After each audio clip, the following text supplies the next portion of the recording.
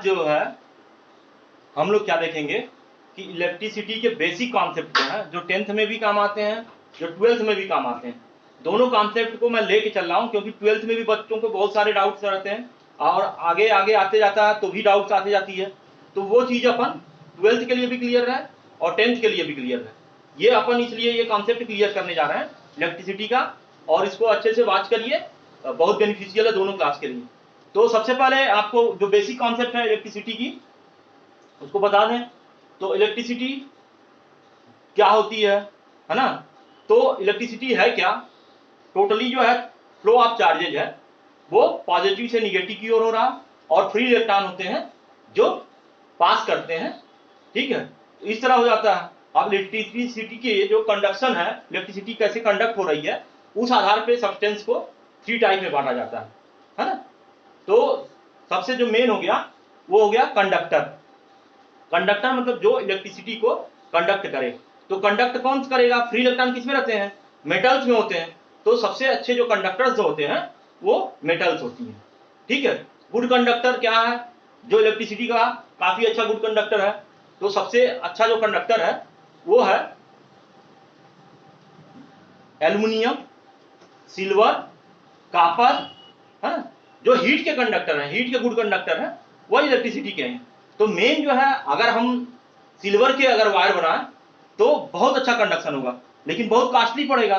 तो लो कास्ट के लिए हम क्या करते हैं? एल्युमिनियम का वायर बना देते हैं, क्योंकि सिल्वर जैसे चमक होती है ना, फ्री इलेक्ट्रॉन उसमें भी होते हैं, तो एल्युमिनियम के बन जाते हैं। और अच्छी क्वालिटी का चाहिए तो कॉपर का हम ले सकते हैं, थोड़ा कॉस्टली पड़ता है, लेकिन कॉपर वायर और अच्छा कंडक्शन करता है, ठीक है। तो सिल्वर सबसे अधिक करेगा, फिर कॉपर करेगा, फिर एल्युमिनियम करेगा। लेकिन एल्युमिनियम अपने सब्स्टिट्यूट में क्योंकि काफी चीपेस्ट पड़ जाता है और नेचुरल में, है ना, आसानी से हमें मिल जाता है, और ये इजी इसका, है ना, लो कास्ट भी है और इजी, ठीक है, अवेलेबिलिटी है। तो इस वजह से एल्युमिनियम के वायर बनते हैं। तो वास्तव में हुआ क्या कि गुड कंडक्टर क्या हो गए? जो हीट के होते हैं, तो आप देखे होंगे हीट में भी वही है ना, कॉपर बेस पे जो है लगा देते हैं पैन वगैरह में, या कुकर वगैरह में कॉपर बेस होता है, या हमने देखा होगा कि, है ना, कुकर जो बनता है एल्युमिनियम का बनता है ना, वो भी सिल्वर का बने तो बहुत बेटर हो, है ना। जो बड़े बड़े पुराने जमाने में हंडे चला करते थे तो वो कॉपर के चला करते थे, तो कॉपर के ज्यादा यूज से, एक्सेस यूज से डिजीज होने लगती थी, विल्सन नामक डिजीज, तो इसलिए कॉपर का यूज बंद हुआ। तो फिर एल्युमिनियम आया उसका सब्स्टिट्यूट। नहीं तो एंशिएंट में जो हमारे पूर्वज थे वो कॉपर ही यूज किया करते थे, कॉपर के बर्तन ज्यादा हुआ करते थे, प्रचलन में था। लेकिन उसे डिजीज चुकी होने लगी, है ना, इस वजह से वो फिर कॉपर का प्रचलन कम होके एल्युमिनियम का आने लगा। तो एल्युमिनियम आप देखते हैं हर जगह यूज होता है कुकर वगैरह में। तो जो हीट का गुड कंडक्टर है वही इलेक्ट्रिसिटी का भी गुड कंडक्टर होता है। ये दिमाग में अपने आप कॉन्सेप्ट फीड करके रखिए हमेशा के लिए। तो कंडक्टर हो गया, ठीक है। फिर इंसुलेटर हो गया। इंसुलेटर मतलब जो बिल्कुल करंट को पास नहीं होने देगा, करंट उसमें फ्लो नहीं होगा। तो इंसुलेटर क्या हो गया? जैसे आपने देख लिया प्लास्टिक के स्विच वगैरह बनते हैं, है ना, पत्थर की पहले बना करते थे यही स्विच, तो पत्थर उसमें हो गया, ऊपर से प्लास्टिक लग गया, तो ये क्या था? जो स्टोन है वो भी बैड कंडक्टर है, हाँ। फिर लकड़ी के भी बोर्ड बना करते थे पहले, सनमाइका वगैरह के लकड़ी के, अभी भी कई जगह मिल जाएंगे आपको। तो ये क्या है? ये भी बैड कंडक्टर है, उसमें वायरिंग की हुई है अंदर बटन में। तो ऐसी कंडीशन में क्या है? तो बैड कंडक्टर हम यूज करके उसको किए ताकि उस फ्रेम में इलेक्ट्रिसिटी नहीं आए, स्विच में इलेक्ट्रिसिटी नहीं आए। तो स्विच कैसा यूज होता है? वो बैड कंडक्टर हो, जो बिल्कुल कंडक्शन ना हो, या इंसुलेटर जिसको कहें, ठीक है। तो इंसुलेटर जो इंसुलेट ऐसा करे कि इलेक्ट्रिसिटी इसमें आए नहीं, पास ही नहीं हो, फ्लो ही नहीं हो। क्योंकि मान लो हमको इसी के नीचे वायर है और हम स्विच ऑन कर रहे हैं, ऑफ कर रहे हैं, तो अगर वो थोड़ा सा भी कंडक्शन उसमें होगा तो क्या होगा? करंट मार देगा, शॉक लग जाएगा। तो इस कंडीशन में हमें क्या है कि ध्यान देना होता है, स्विचेज जो बनते हैं वो इंसुलेटर के बनते हैं। फिर तीसरा जो टर्म आता है सेमीकंडक्टर। तो सेमीकंडक्टर 12th के अलग से पार्ट में है, इसको अपन अलग कवर करेंगे।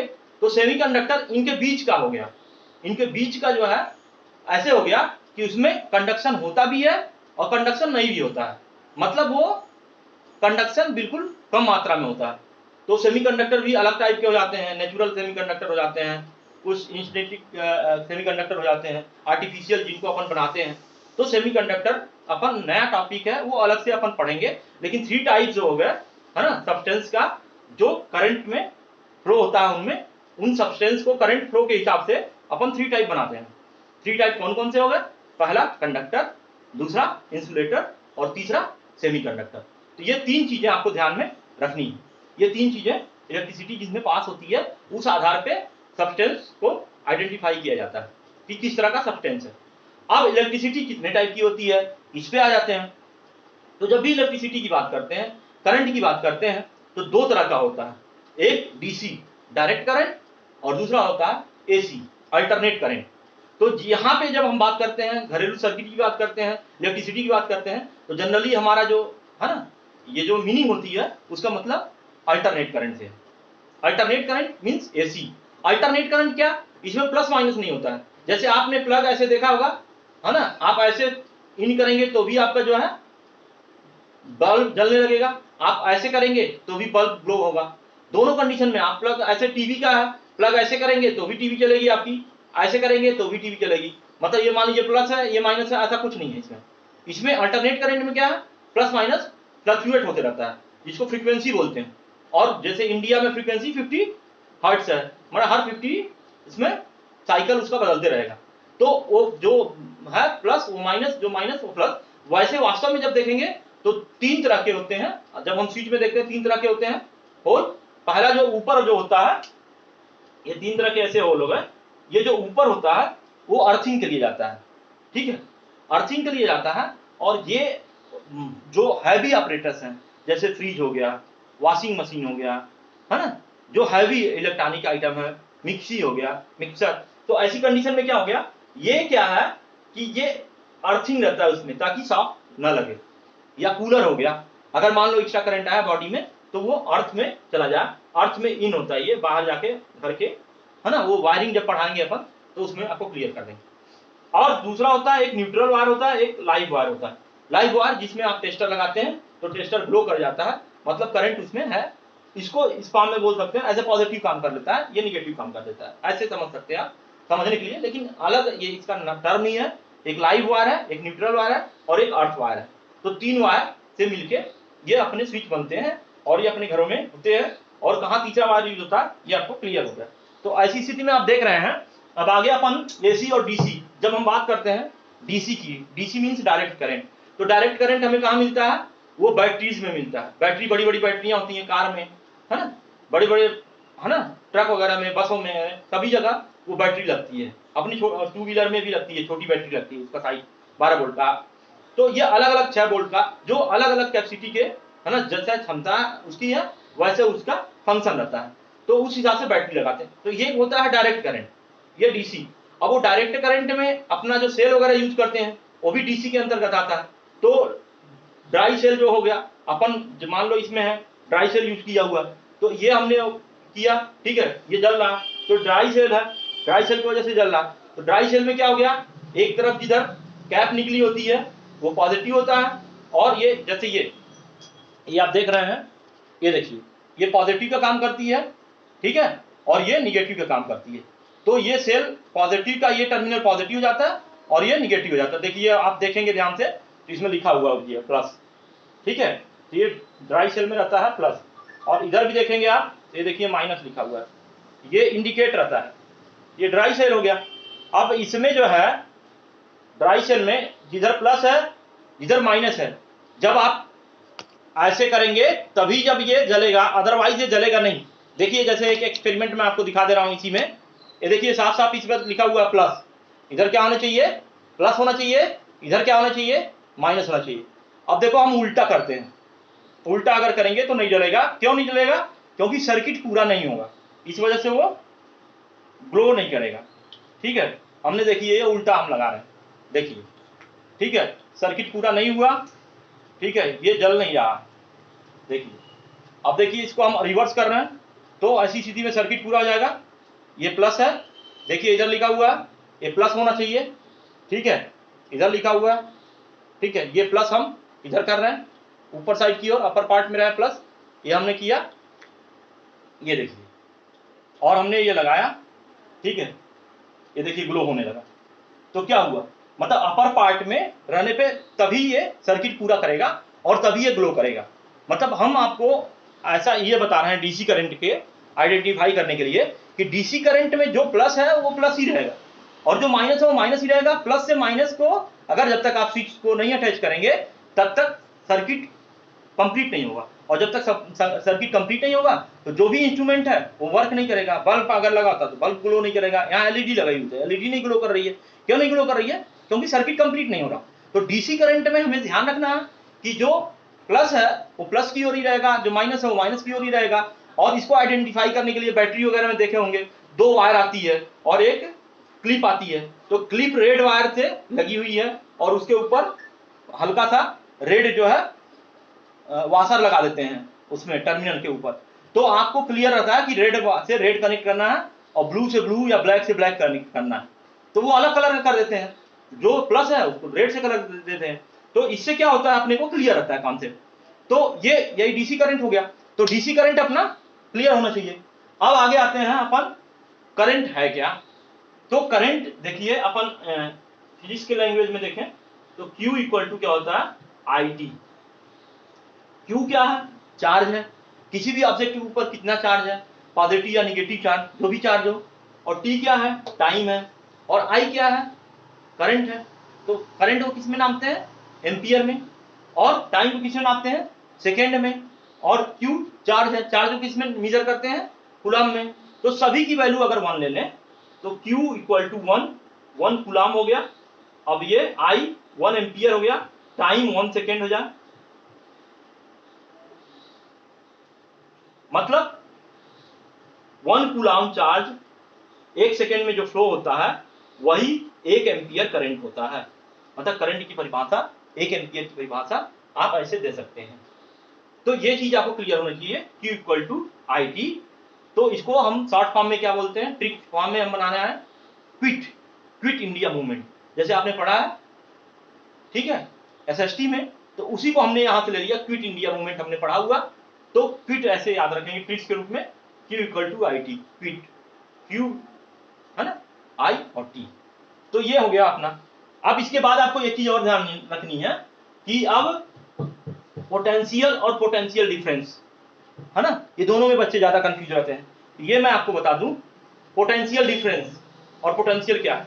जैसे आपने सुना होगा, ठीक है, पापा मम्मी या आपके सर कभी बोलते हैं अरे इस बंदे में बहुत पोटेंशियल है या बंदी में बहुत पोटेंशियल है, बस ये अच्छे से मेहनत नहीं कर रहा। तो पोटेंशियल क्या हो गया? इनफाइनाइट हो गया, है ना, यही हुआ ना। बहुत पोटेंशियल मतलब बहुत, तो मतलब क्या हो गया, मैथ या फिजिक्स में क्या कहेंगे, इनफाइनाइट। तो वही पोटेंशियल है। पोटेंशियल का डिफिनेशन भी वही है। वो कैसे है वो मैं आपको क्लियर कर देता हूं। पोटेंशियल क्या, इनफाइनाइट से किसी पॉइंट पे लाने में जितना वर्क करना पड़ेगा वही है पोटेंशियल। और पोटेंशियल डिफरेंस क्या है, कोई भी 2 गिवन पॉइंट है, एक पॉइंट से दूसरे पॉइंट, जैसे मान लो ये A है ये B है, 2 पॉइंट है, यहां से यहां चार्ज फ्लो करने में जितना आपको वर्क करना पड़ेगा वही है, ठीक है। ये है पोटेंशियल डिफरेंस। ये यहां से एक पॉइंट से एक पॉइंट तक ले जाने पे जितना वर्क करना पड़ा वो क्या हो गया, पोटेंशियल डिफरेंस हो गया। और पोटेंशियल क्या हो गया, है ना, इनफाइनाइट। जैसे आपको पोटेंशियल क्या है, इनफाइनाइट। तो इनफाइनाइट से कोई भी मतलब चार्ज को लाने में जितना वर्क करना पड़ेगा तो है। लेकिन आपके अंदर पोटेंशियल है, लेकिन जब कोई काम करने को बोलता है तो आप क्या बोलते हैं, भक मैं ना करूंगा, भक, वही हो गया, है ना। ये देखिए, तो ये आपको potential difference V equal to, ये आपको ध्यान रखिए, वर्क, V वर्क और ये Q, ठीक है। तो अब हम देखें, ये V 1 वोल्ट हो गया, तो वोल्ट ने खोज की थी इसलिए उनके नाम पे, है ना, वोल्ट हो गया पोटेंशियल डिफरेंस की यूनिट। और W मींस वर्क है। वर्क कौन करता है, जूल, जूल के फॉर्म में रहता है वर्क, ठीक है। तो वर्क की यूनिट क्या है, जूल। तो ये जूल हो गई। और ये कूलम चार्ज हो गया, चार्ज किस फॉर्म में रहता है, कूलम के। तो अब जो है एक कूलम चार्ज को जितना वर्क करना पड़ा एक पॉइंट से दूसरे पॉइंट पे लाने पे, है ना, वो 1 वोल्ट पोटेंशियल डिफरेंस होगा। तो ये आपको दिमाग में रखना है, ठीक है। ये वक्त याद रखेंगे, ठीक है। और क्विट इंडिया मूवमेंट याद रखेंगे। ये सब चीजें जो है आपको 2-3 ट्रिक्स से आपको हमेशा याद रखना है। ठीक है, तो अब आगे अपन चलते हैं, है ना। अब ये आगे आपको बता रहे हैं कि अब ये सिंबल्स आए हुए हैं, ठीक है, सिंबल आपके बुक में दिए हुए हैं और आगे भी आते हैं, तो आप सिंबल से कंफ्यूज ना हो कि किसका क्या मतलब है। तो ये देखिए, इसका हम बता रहे हैं, ये इलेक्ट्रिक सेल, सेल अगर सेल मतलब क्या है, कम इसमें आपको मिलेगी वोल्टेज, है ना, 1 या 2, ठीक है। लेकिन अब एक आगे ऐसे अकेला है, प्लस और माइनस लिखा हुआ है, बड़ा अगर होगा इसका मतलब क्या है, प्लस है, बड़ा सिंबल प्लस को शो करता है और ये माइनस को शो करता है। हर जगह आपके बुक में प्लस माइनस नहीं लिखा रहेगा, तो ये साइन से रहेगा बस, एक बड़ा एक छोटा। तो इससे आपको आइडेंटिफाई करना रहेगा कि प्लस टर्मिनल कौन सा है, माइनस टर्मिनल कौन सा है, या प्लस चार्ज कहाँ पे है और माइनस चार्ज कहाँ पे है। तो ये क्या हो गया, इलेक्ट्रिक सेल के लिए हो गया। एक अगर 2 या 3 सेल जुड़ जाए तो वहां सेल नहीं कहेंगे, उसको क्या कहेंगे, बैटरी कहेंगे। बैटरी ज्यादा पोटेंशियल डिफरेंस होगा, जनरेट करेगा और ये ज्यादा हमें करंट भी मिलेगा। तो हमें जब ऐसे 2-3 ऐसे जुड़ जाए, मोर देन 2 या 2, तो ऐसी कंडीशन में इसको सेल नहीं बोल के क्या बोलते हैं, बैटरी बोलते हैं, ठीक है। तो अब सुना भी होगा आपने, ठीक है, नॉर्मल यूज में, ठीक है, नॉर्मल यूज में क्या सुना होगा, आपने सुना घड़ी का सेल खत्म हो गया, मैक्सिमम घड़ी में एक ही सेल लगता है, ठीक है, तो घड़ी का सेल बोलते हैं खत्म हो गया। लेकिन रिमोट की बैटरी खत्म हो गई, 2 सेल लग गया, है ना। जनरली हम नॉर्मली भी बोलते हैं, लेकिन हमको थोड़ा सा डिफरेंस करना है, समझना। बैटरी 2 या 2 से अधिक सेल हो गया, तो ऐसी कंडीशन में क्या बोलेंगे, उसको सेल नहीं बोल के हम क्या बोलेंगे, बैटरी। अगर हमको कहीं भी प्लग या स्विच जो है ओपन है, ठीक है, कहीं भी टर्मिनल में हमने ओपन लगाया हुआ, तो हम ये स्मॉल ब्रैकेट लेके ऐसे ड्रा कर देते हैं, तो ये हो जाता है ओपन की। अगर क्लोज की हमको शो करना, इसमें डॉट दिखा देंगे बस, ओपन की को डॉट अगर बीच में दिखा दिया हमने, तो क्या हो जाएगा, ये क्लोज की हो जाएगा, क्लोज हो गया, मतलब टर्मिनल पूरा हो गया, सर्किट पूरा हो गया। तो बल्ब अगर है तो ग्लो करने लगेगा, या फैन है छोटा सा रखा हमने तो चलने लगेगा। तो टर्मिनल जब तक पूरा नहीं होगा तब तक सर्किट पूरा नहीं होगा। और कहीं भी आप डायग्राम बनाते हैं, कोई भी सर्किट बनाते हैं, तो ऐसी कंडीशन में आपको ये शो करना पड़ेगा, इट मीन्स ये सर्किट क्लोज हो गया, सर्किट वर्किंग में, ठीक है। ऐसे है, इट मीन्स सर्किट जो है ओपन है, इट मीन्स वर्किंग में नहीं है, तो फिर आपको बल्ब ग्लो नहीं करेगा अगर उसमें बल्ब लगा हुआ है। अब वो सिंबल बल्ब का क्या होगा, ठीक है, वायर का देखिए, वायर अगर ज्वाइन कर रहे हैं, वायर ज्वाइंट है, तो ऐसी कंडीशन में ऐसे सिंबल रहेगा, उल्टा टी, ध्यान रखिएगा, वायर अगर ज्वाइंट हो रहा है जहां पे, तो उल्टा टी। अगर वायर ज्वाइंट नहीं हो रहा, क्रॉसिंग हो गया, जैसे एक तार दूसरे तार के ऊपर से, ऐसे ऊपर से चला गया, ये ऊपर से चला गया, दोनों ज्वाइंट नहीं है, और ज्वाइंट मतलब हमने क्या किया, इसको ज्वाइंट कर दिया, ये गया हुआ वायर इसमें हमने ज्वाइंट कर दिया, तो ऐसी कंडीशन में ये हम ऐसे शो करते हैं, ठीक है। ये मतलब इसके ऊपर से वायर चला गया, ज्वाइंट नहीं हुआ, लेकिन यहाँ पे टी बन गया, उल्टा टी बन गया, इट मीन्स ज्वाइंट है वायर, इस वायर से ये वायर कनेक्ट है, पता अलग नहीं है, और ये इसके ऊपर ऊपर गया बिना ज्वाइनिंग के, है ना। तो ये इस तरह हम सिंबल रिप्रेजेंट करते हैं। तो ये आपके फिजिक्स के बुक में ढेर सारी जगहों पे ये सिंबल्स आएंगे, यूज होंगे, तो आपको क्लियर होना चाहिए, ठीक है। अब आगे चलते हैं अपन, इलेक्ट्रिक बल्ब। तो बल्ब का सिंबल सीधा सा ऐसे आप दिखा देंगे, तो इसका मतलब है इलेक्ट्रिक बल्ब लगा हुआ है उस सर्किट पे, उस जगह पे। अगर ऐसा सिंबल दिया हुआ तो आपको बल्ब का डायग्राम बनाने की जरूरत नहीं है। हम ये क्यों पढ़ रहे हैं, क्योंकि ये सब अगर बैटरी आप बनाने जाएंगे तो बनाते रह जाओगे, पता चला आधे घंटे में आपकी बैटरी बनेगी और सर्किट पूरा होगा। तो फिजिक्स में इन सिंबल का इसलिए महत्व है क्योंकि हम जब भी सेल बनाना होगा, हम ऐसे लाइन खींच के ऐसे कर देंगे, इसका मतलब हमारा सेल बन गया, इस सर्किट में सेल लगा हुआ। अगर आपको बल्ब बनाना है तो ये नहीं डिजाइन का पूरा लगे, बल्ब बनाने, होल्डर बनाने लगे और फिर वो 1 घंटे तक आपका डायग्राम बन रहा, वो तो सर्किट डायग्राम तो आप बनाते रह जाओगे। तो इसलिए सर्किट डायग्राम में सिंबल्स यूज होते हैं, इसलिए आपको जानना जरूरी है, पढ़ना जरूरी है, और वो सिंबल जहां यूज है वो आप आइडेंटिफाई कर सकें कि कौन सा सिंबल है, क्या है। अगर मान लीजिए ऐसे है, इट मीन्स बल्ब लगा हुआ है उस सर्किट में, उस पॉइंट पे ऐसा सिंबल अगर है तो। अगर मान लीजिए ऐसा है, ठीक है, इसका मतलब क्या है, रेजिस्टेंस है। रेजिस्टेंस या रजिस्टर मतलब क्या होता है, रेजिस्टेंस मतलब रुकावट पैदा करना, है ना। तो जो करंट फ्लो हो रहा, करंट को फ्लो नहीं होने दे, जैसे बैरियर का काम करे, एज ए बैरियर। जैसे रोड पे आप जाते हैं तो बैरियर लगा है, ठीक है, तो बैरियर में क्या है, आप स्पीड से जा रहे हो, लेकिन जहां बैरियर पड़ेगा वहां आपको स्पीड कम करनी पड़ेगी, स्लो करना पड़ेगा। तो वही सेम कंडीशन करंट के साथ होता है, करंट स्पीड से जा रही है, लेकिन यहाँ क्या लग गया, रेजिस्टेंस, उसके स्पीड को क्या करेगा, वो ब्रेक करेगा। तो ये एनर्जी को कैसे यूज करेगा, ये एनर्जी को जो इलेक्ट्रिक एनर्जी है उसे हीट एनर्जी के रूप में कन्वर्ट हो जाएगा। तो रजिस्टेंट की अगर आप लगा है कि नहीं लगा, नॉर्मल सर्किट में आप देखते हैं तो वो आप हीट जो प्रोड्यूस कर रहा है ना, उससे भी आपको आभास हो जाएगा। अगर बहुत कम करंट फ्लो होगा तो ऐसी स्थिति में हीट तो बिल्कुल माइन्यूट रहेगी, वो आप मेजर ही नहीं कर सकते, है ना। तो ये चीजें क्या भाई, रजिस्टर आप ऐसे आइडेंटिफाई करेंगे।